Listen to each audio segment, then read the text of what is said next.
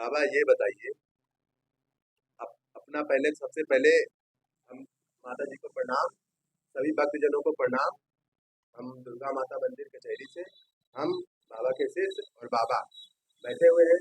बाबा अपना परिचय दीजिए जरा। हमारा नाम बाबा रामस्वरूप दास है।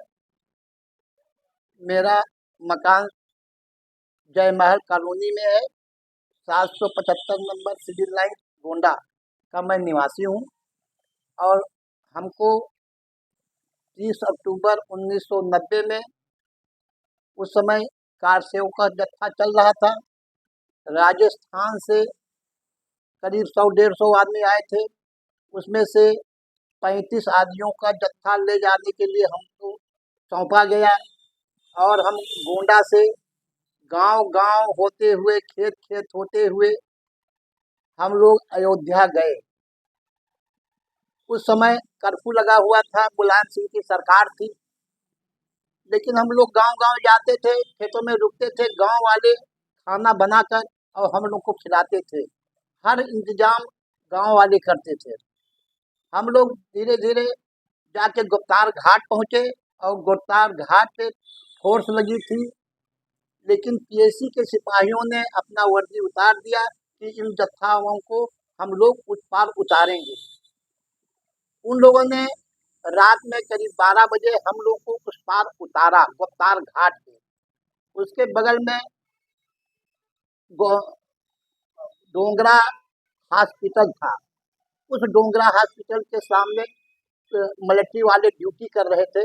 उन्होंने देखा तो आए, हम लोग से पूछने लगे कि आप लोग किधर से आए। तो हम लोगों ने बताया, कहीं ठीक है, आप लोग यहाँ रुकिए, यहीं भोजन करिए, सुबह 4 बजे हम लोग बताएंगे, तब आप लोग यहाँ से निकलिएगा। हम लोग रात में फिर वहीं रुके और उसके बाद भोजन किया। सुबह करीब 4-4:30 बजे उन लोगों ने रास्ता राम जन्मभूमि का बताया और कुछ दूर तक हम लोग के साथ गए। एक चीज बाबा जी कहना ये चाहते हैं कि आप जब यहाँ से गोंडा से गए तो आपके साथ कितने लोग थे जब आप गए थे? हमारे और साथ कौन कौन था, कौन कौन से ग्रुप थे, जो संगठन थे, जो हिंदू से संबंधित थे, सनातन धर्म से संबंधित, जो आपके साथ गए? जो वो सब राजस्थान के आए हुए थे। हम विश्व हिंदू परिषद में काम कर रहे थे। विश्व हिंदू परिषद वालों ने हमको सौंपा कि इस जत्था को आपको अयोध्या पहुंचाना है। उसी जत्था को लेकर हम गए, अयोध्या गए और गुप्तार घाट उतार कर उस पार गए। उसके बाद में हम लोग डोंगरा हॉस्पिटल पे रुके रात में, सुबह 4:30-5 बजे। उसके बाद मिलिट्री वालों ने हम लोग को रास्ता दिखाया और बताया कि जाइए, आगे आके राम जन्मभूमि पड़ेगा। हम लोग वहाँ से राम जन्मभूमि गए।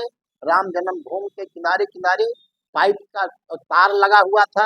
उसको हम लोगों ने तोड़ा और तोड़ने के बाद में बगल में नीम का पेड़ था और उस नीम के पेड़ से हम लोग गुम्बद के ऊपर चले गए और वहां पर चढ़कर झंडा लगाने लगे। पुलिस वालों ने रोका, हम लोग नहीं माने। उसके बाद पुलिस वालों ने गोली चला दिया। वहां 5-6 आदमियों को गोली लगी और उसके बाद में डीसीएम मंगाकर उसमें हम लोगों को लाद कर सरयू नदी में फेंक दिया गया।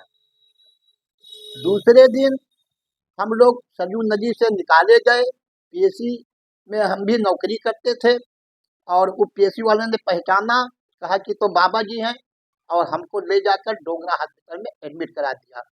और जब वहाँ एडमिट कराया और उसके बाद हमारा ऑपरेशन हुआ। दूसरे दिन जब हमारा होश आया, होश आने के बाद में हमसे पूछा गया तो हमने सारी बात बताई। उसके पहले जब गोली लगी, डीएम साहब घर पे आके उन्होंने बता दिया कि बाबा जी को गोली लगी हुई है और वो खत्म हो गए हैं। हमारे पूरे परिवार को उन्होंने अयोध्या पहुंचाया। वहां लाश मांग रहे थे, लाश नहीं दे पाए। जब हमको होश आया, हमने बयान दिया, तब उन लोगों को वहां पहुंचाया गया। हमारे गोंडा के सत्यदेव सिंह सांसद जी और बाबूलाल जी, ये लोग हमारा बहुत मदद किए। और जितने विधायक थे वो लोग जाकर और हमारा गोंडा में लाके हमको एडमिट कराया। हमारा दवा हुआ। 3 महीना 17 दिन हम हॉस्पिटल में थे। 3 महीना 17 दिन के बाद जब ठीक हुए तो हमको घर लाया गया। तो अब तो राम मंदिर लगभग लगभग कंप्लीट हो चुका है और मोदी जी कल यानी 22 तारीख को इसका प्राण प्रतिष्ठा भी मंदिर में करने वाले हैं श्री राम जी का, तो जी क्या आप उससे खुश हैं?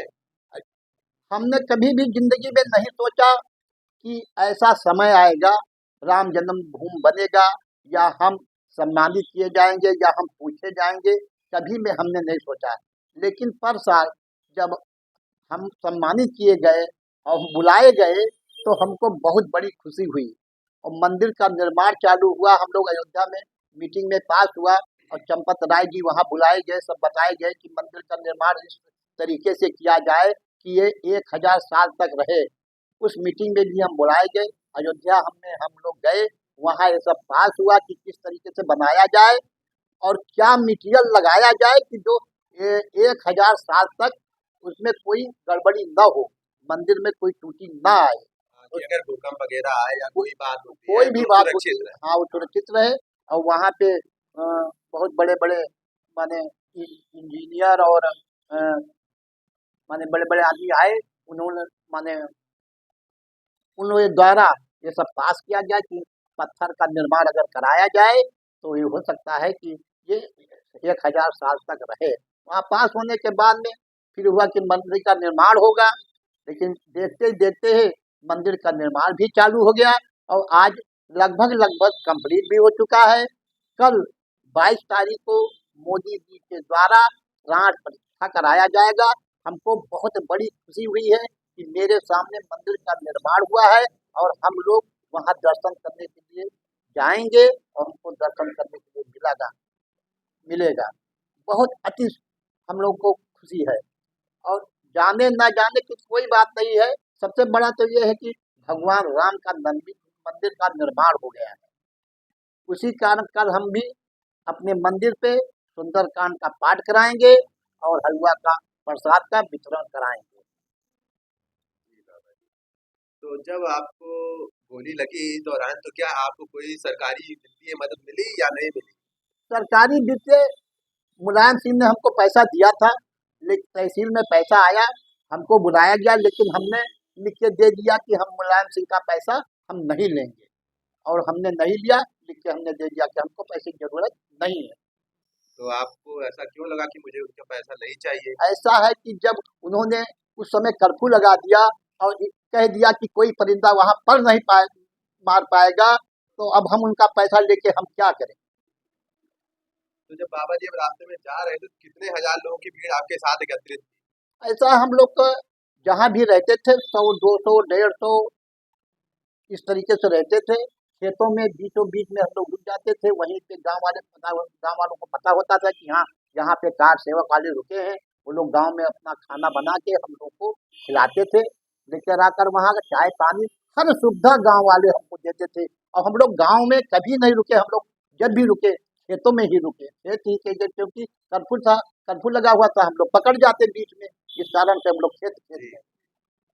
तो बाबा जी जब गोली लगी तो उस समय कितने व्यक्ति थे जो आपके साथ जिनको गोली लगी और आज जीवित है? आप तो फिलहाल मृत घोषित हो चुके हैं मंदिर में, आपको लोग बाबा जान चुके हैं कि बाबा राम स्वरूप दास वो मर चुके हैं, फोटो लगा हुआ है आपका वहां पर, और लोग जब आपको देखते हैं तो काफी उत्तेजित हो जाते हैं कि अरे बाबा तो अभी जिंदा है। हाँ। तो बहुत सम्मान करते हैं, बहुत मानते हैं और बहुत खुशी होती है। हमको भी बहुत खुशी होती है आपके शिष्य के नाते। तो ये बताइए कितने लोग थे जो बच गए?